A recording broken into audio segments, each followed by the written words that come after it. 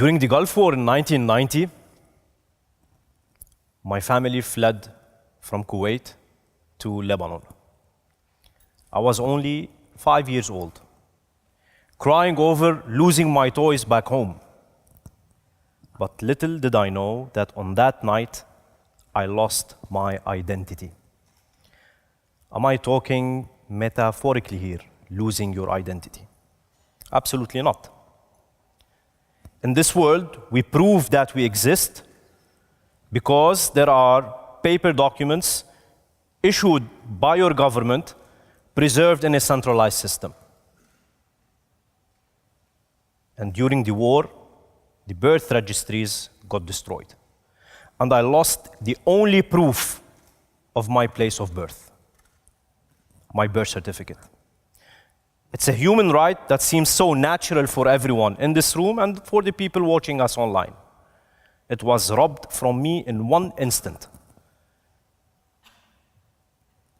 Not knowing it yet, I became the invisible man. I'm not gonna disappear or make a magic show.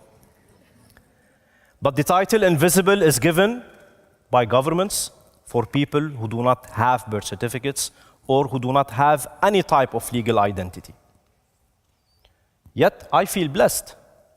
I feel blessed because I have had one issued at birth and lost it later at the age of 5. 290 million children.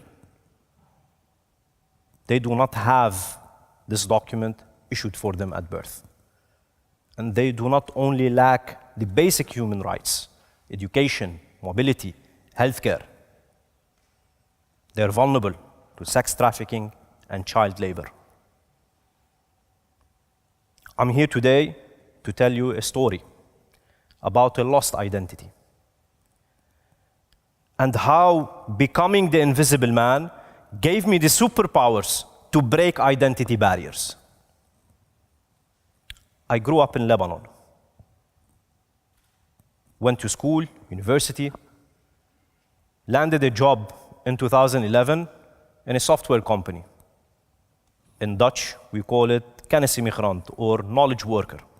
I was living the Dutch dream. I complain about the taxes, complain about the weather, and I started buying my cheese and slices. But dreams do not last forever, even if they're Dutch. September 23, 2014, I was sleeping in The Hague, in my own house, covered with my nice fluffy blanket. September 24, 2014, I'm sleeping in the cold floor of a detention center at the immigration in North Holland. 24 hours, my life was changed. At the immigration center, I had to give all my documents. My passport, which is Syrian. My father is Syrian. I carry the Syrian nationality. My driving license, and even my library card. I lost my job. I lost my job in 2014, and the only chance to stay as a Syrian national was to apply for asylum. And I thought that because I live in this country, from 2010 till 2014, I pay taxes. I cheer for ADO Den Haag every Sunday. We always lose, but I keep the spirits up. And even I can sing in Dutch. Zij gelooft in mij. For the people who know the song, it's for a famous Dutch singer, André Hazes. So logically, my process must not take more than 3 days, 3 weeks. It took me 2 years to finish this asylum process. In 2 years, I moved between 5 refugee camps. And I met thousands of Syrian men, women, and families. They've lost their academic certificates, their birth certificates, their land titles. People who are invisible like me.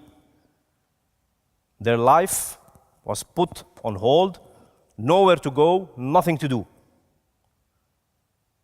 And there, with those invisible friends, I knew why I was born. and I found my purpose in life, is to break identity barriers, using my passion in software and technology, leveraging an emerging technology called blockchain.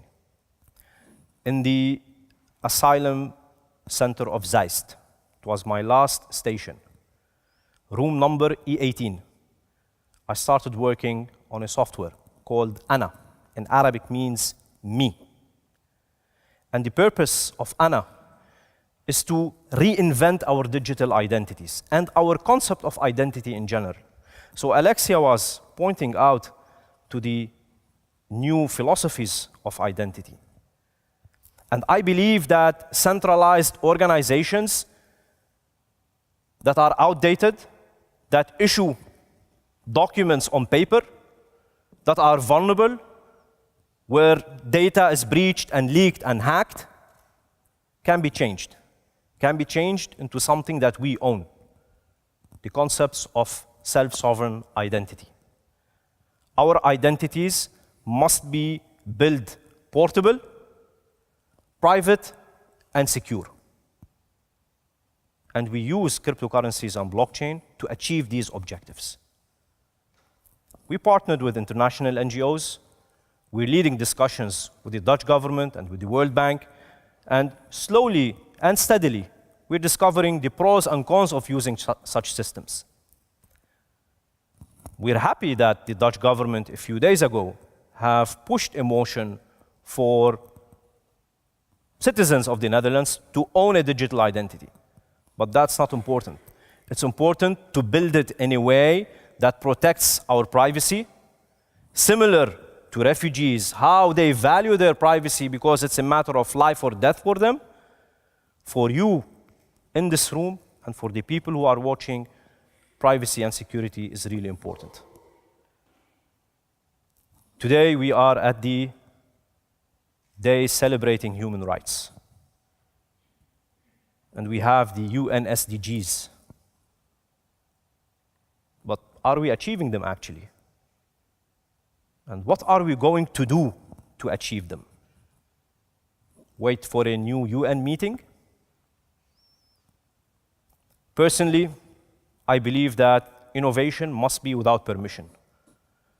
And there is people in this room, Khalid and Safiya. You can stand up so people can see you. Where we partnered together on a new platform called Zinc, Zero Invisible Children, to bring the superpowers back to the invisible children. Their numbers have increased from 260 million last year to 290 million this year. And I invite you today to partner with us and collaborate with us to support, create a future where everyone is invincible. Thank you.